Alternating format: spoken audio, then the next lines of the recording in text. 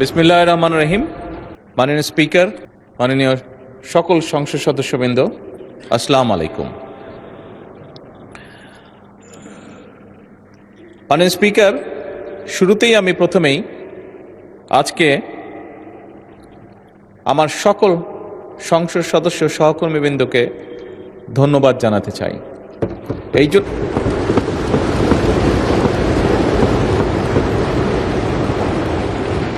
আমি এই জন্য ধন্যবাদ জানাতে চাই মাননীয় স্পিকার, যে আমরা 18ই ফেব্রুয়ারি থেকে যখন এই সংসদ শুরু করলাম, আমরা তারপর থেকে বিভিন্ন চড়াই উতরাই পেরিয়ে আমরা আজকে এখানে এসেছি। আমরা উভয় পক্ষ, এবং আমাদের মধ্যে বিভিন্ন বিষয়ে আলোচনা হয়েছে, আমাদের মধ্যে বিভিন্ন বিষয়ে ঐক্যমত হয়েছি, আমরা আমাদের মধ্যে বিভিন্ন বিষয়ে দ্বিমত হয়েছে। কিন্তু তারপরেও আমি মনে করি, দৃঢ়ভাবে আমি আজকে এখানে দাঁড়িয়ে বিশ্বাস করি যে আমরা মনে হয় দেশের মানুষের সামনে একটি আশা তুলে ধরতে পেরেছি।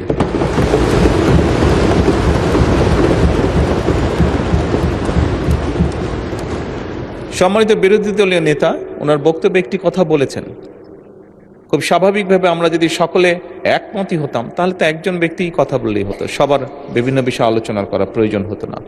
আমরা বিভিন্ন বিষয়ে আলোচনা করেছি, আমরা মতামত এক্সচেঞ্জ করেছি, ওপিনিয়ন এক্সচেঞ্জ করেছি আমরা, কিন্তু তারপরেও আমার মনে হয় ধীরে ধীরে আমরা জাতির সামনে মনে হয় একটি আশার আলো তুলে ধরতে সক্ষম হয়েছে।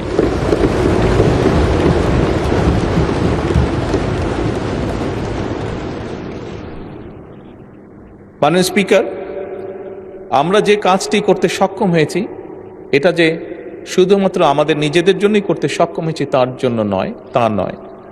আমি মনে করি এটিতে সবচেয়ে বড় যদি ক্রেডিট দিতে হয় তাহলে এই দেশের সাধারণ মানুষ যারা আছে, এই দেশের নাগরিক যারা আছে, 20 কোটি মানুষ, তাদের প্রত্যেককে এই ক্রেডিটটা দেওয়া উচিত। কারণ তাদের সহযোগিতার কারণেই আজকে আমরা উভয় পক্ষ এখানে বসে সুন্দরভাবে আলোচনা করে দেশকে একটি সামনের দিকে নিয়ে যাবার পথ হয়তো তৈরি করতে পারছি। মাননীয় স্পিকার, এখানে প্রত্যেকটি মানুষ, দেশের বিবেকবান প্রত্যেকটি মানুষ, প্রত্যেকটি শ্রেণী পেশার মানুষ ওয়াকিফাল আছেন যে কি প্রেক্ষাপটে যখন 5ই আগস্ট ঘটেছিল তখন দেশের রাজনৈতিক অবস্থা, দেশের সামাজিক অবস্থা, দেশের অর্থনীতি, দেশের শিক্ষা, স্বাস্থ্য, যাই বলি না কেন, একটি দেশকে ঘিরে প্রত্যেকটি কি শোচনীয় অবস্থায় ছিল। সেখান থেকে পর্যায়ক্রমিকভাবে আমরা দেশে একটি গণতান্ত্রিক অবস্থা তৈরি করতে সক্ষম হয়েছি, যেখানে সংসদে বসে প্রত্যেকটি সদস্য, রাজনৈতিক দলের সদস্যই হোক, ইন্ডিপেন্ডেন্ট বা স্বতন্ত্র সদস্যই হোক না কেন, প্রত্যেকটি সদস্য বসে সিভিলাইজড ওয়েতে, সভ্যভাবে আমরা দেশের মানুষের স্বার্থ নিয়ে আলোচনা করছি এবং সিদ্ধান্ত গ্রহণ করছি। আমরা সেজন্যই আমি সকলকে আবার আন্তরিকভাবে ধন্যবাদ জানাতে চাই। মাননীয় স্পিকার, স্বাভাবিকভাবেই দেশের আইন কানুন, রাষ্ট্র ব্যবস্থা, সরকার ব্যবস্থা, সংসদীয় ব্যবস্থা, যেটাই বলি না কেন, আজকে যে কারণে আমরা সকলে এখানে একত্রিত সেটি হচ্ছে বাজেট উপস্থাপন। খুব স্বাভাবিকভাবেই রাষ্ট্র ব্যবস্থায় বাজেট একটি অত্যন্ত গুরুত্বপূর্ণ বিষয়। মাননীয় স্পিকার, সংসদের সময় অত্যন্ত মূল্যবান। আমরা দেশের অতীত, বর্তমান, ভবিষ্যৎ নিয়ে অনেক আলোচনা করেছি, অনেক বক্তব্য রেখেছি। অতীত কি হয়েছে, ভালো মন্দ কি হয়েছে, আমি সেই ডিবেটে আর যাব না। আমাদেরকে অবশ্যই সামনে চলতে হবে, আমাদেরকে অবশ্যই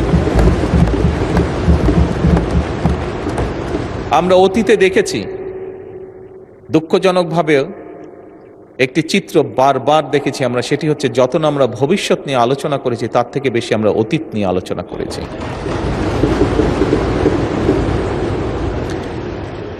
মাননীয় স্পিকার, আমি মনে করি আজকে দেশের প্রত্যেকটি মানুষ চায় যে আমরা ভবিষ্যৎ নিয়ে কথা বলবো। সেজন্যই মাননীয় স্পিকার, এই যে বাজেট সেশন, এই বাজেট সেশনকে বিশেষ করে যেহেতু আমি সরকারি দলের সদস্য, সেই জন্য আজকে আমরা যে বাজেট উপস্থাপন করছি, এই বাজেটকে আমি একটি নামকরণ দিতে চাই, সেটি হচ্ছে জীবন বান্ধব বাজেট।